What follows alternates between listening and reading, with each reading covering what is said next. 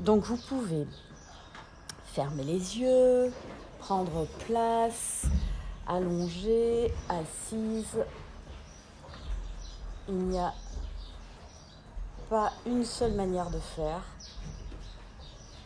Et chacun fait avec son corps le moment et ce qui lui semble être juste, ce qui ne signifie pas non plus que cette posture-là sera la bonne pour les 30 minutes qui arrivent. Donc peut-être vous pourrez bouger.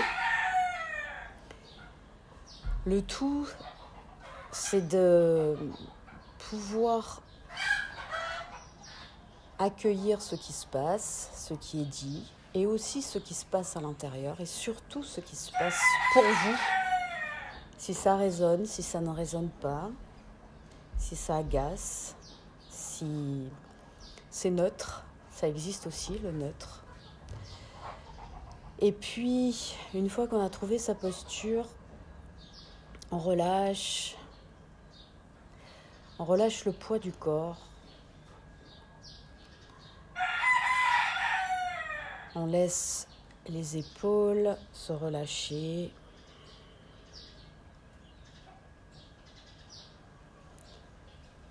Les muscles du visage se relâcher. L'espace entre les sourcils qui est souvent resserré. On relâche. On relâche les mâchoires.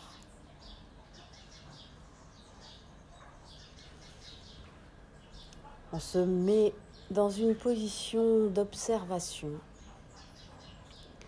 Observez ce qui se passe là, pour vous. Ce qui se passe sur le plan physique. Les petits soucis, les tensions, les problèmes du jour.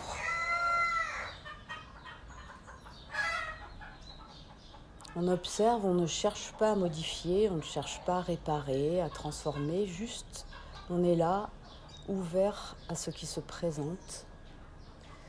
Et donc, on laisse la vie se dérouler.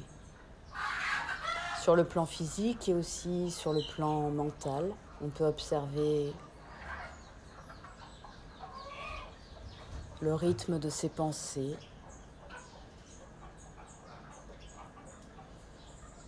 Parce que là, maintenant, on a un mental agité, plutôt calme. Et là encore, comme avec le corps, on laisse faire. Juste en observant, on prend conscience de ce qui se passe pour nous.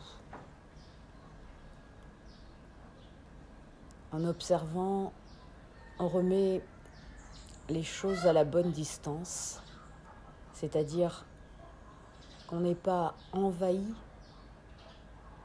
on redevient conscient de ce qui se passe. Ça ne veut pas dire qu'on cherche à contrôler, surtout pas. C'est dans ce système en général qu'on s'inscrit dans la vie au quotidien. Une recherche de contrôle pour aller mieux, faire mieux, être plus. Et c'est ce qui implique en fait de ne pas être attentif à ce qui est là. Là, pour la prochaine demi-heure, on est juste observateur, présent, attentif à ce qui est. Et puis, on observera aussi ses émotions, les contrariétés, les sensations au niveau sentiment. Où est-ce que ça se situe dans le corps?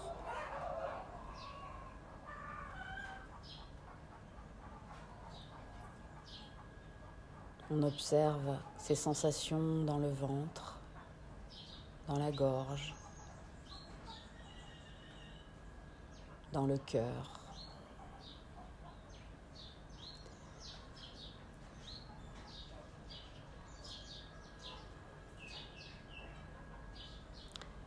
Et puis, on se reconnecte à sa respiration.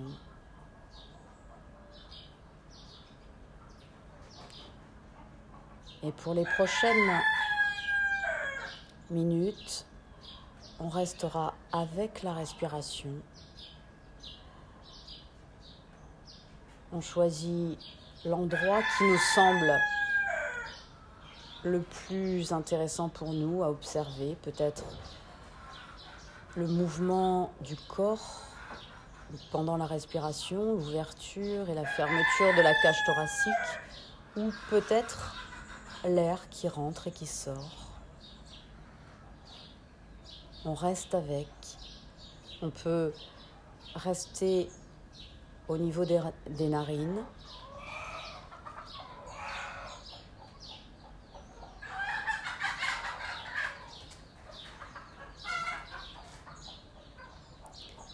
Et on laisse tous les sons nous traverser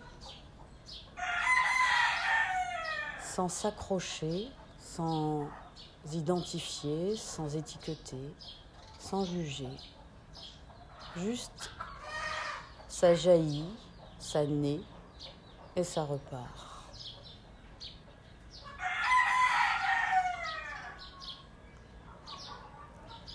Donc la semaine dernière, il s'agissait d'observer les messagers envoyés par la vie et d'éviter de tirer à vue sur les messagers, chose qui est un des aspects les plus naturels qui nous semblait évident.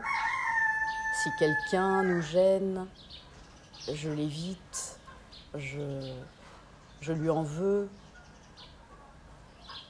Je projette en fait tout ce qui se passe en moi, je le projette sur l'extérieur.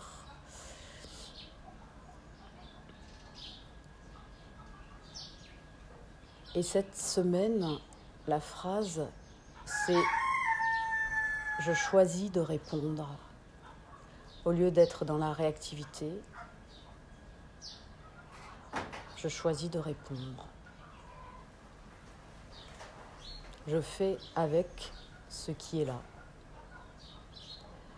Évidemment, c'est comme pour les tempêtes, on n'apprend pas à naviguer en pleine tempête. Donc, on essaiera sur la semaine qui arrive de juste rester avec les petits accrochages, les petits agacements.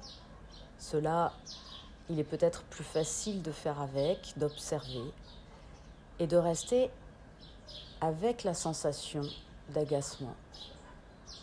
Où est-ce que ça se situe? Qu'est-ce que ça me fait?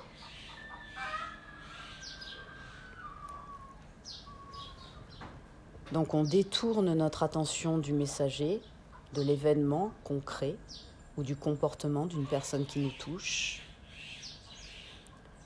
On s'éloigne de l'histoire qui provoque une réaction. On se détache de l'aspect mental de cet événement et on pose notre attention sur ce qu'on ressent. Après le déclenchement de notre contrariété, qu'est-ce que ça nous fait? Pas de pourquoi,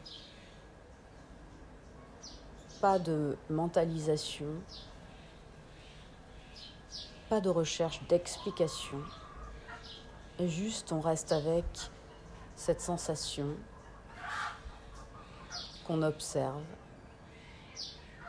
et peut-être que quelque chose comme une sorte d'intuition va remonter.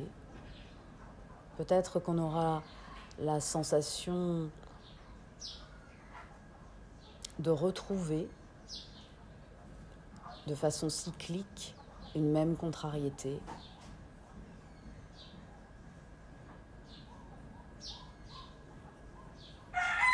peut-être.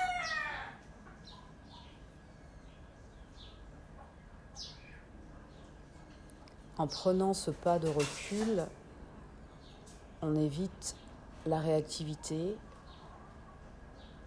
qui va rejeter, mettre en colère, éviter, donc aller chercher quelque chose qui va nous adoucir la vie, comme manger, se jeter sur son téléphone, avoir une activité qui nous apaise. On évite ça. Si on a juste ce petit temps d'observation,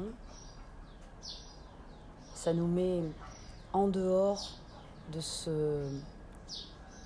cette répétition habituelle, de ces schémas répétitifs dans nos vies, qui sont à chaque fois qu'on a rencontré quelque chose qui ne nous va pas, on a cherché soit à l'éviter, à le changer, à le transformer et surtout à l'éteindre en utilisant nos manières addictives de fonctionner. On va chercher du réconfort ailleurs. Alors que si on se tourne sur l'intérieur, on va s'apercevoir, surtout pour les petites choses, qu'on n'a pas besoin d'aller chercher à adoucir. Qu'on peut très bien faire face, qu'on peut très bien faire avec ce qui se présente, et que juste, on a à être authentique, sensible, juste avec ce qui se présente.